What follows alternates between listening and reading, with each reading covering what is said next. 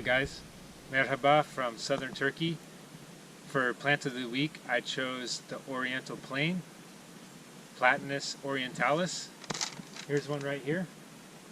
It's also one of the parents of the hybrid London plane that we have all over Washington. They're both in the family Platanaceae.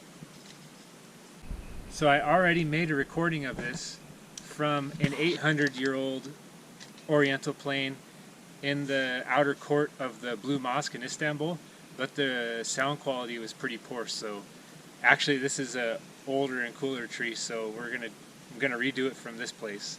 I'm gonna walk up there so you can see how big it is.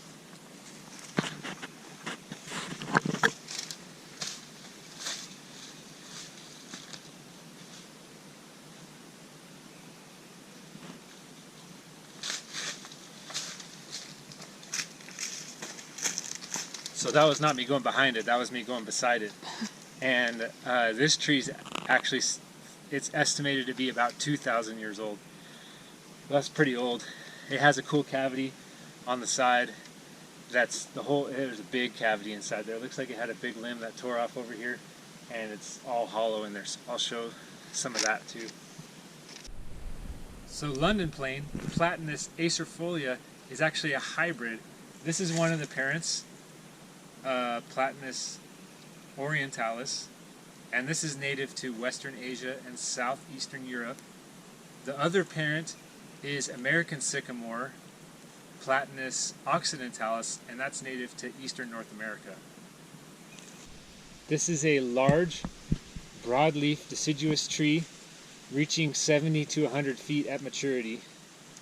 The fruit is a globose, a round cluster of compacted achenes. An achene is kind of like what a dandelion has. It's the parachute style seed. And they have it looks like a spiky ball similar to a sweet gum, but not as pokey as that one. Leaves are simple, alternate, deciduous, and maple-like with 3 to 5 palmate lobes. Hence the name on the London plane, Platanus acerfolia. Acer is maple, folia is foliage, so it has maple-like foliage. But maples actually have opposite leaves.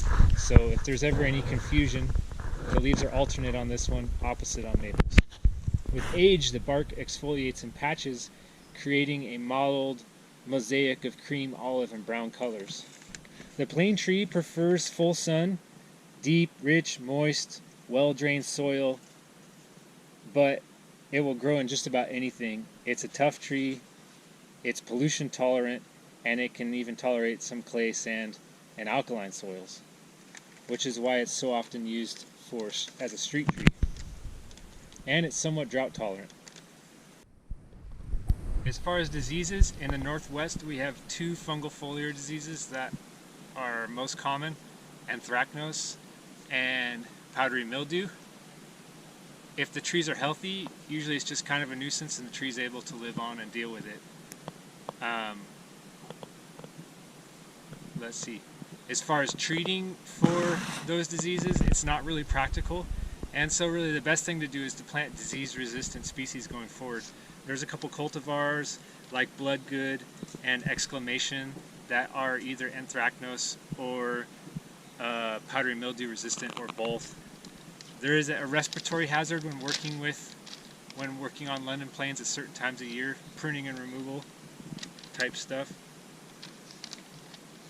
Check out the size of this cavity. They actually bring it in here. I don't know if you can actually see how big it is.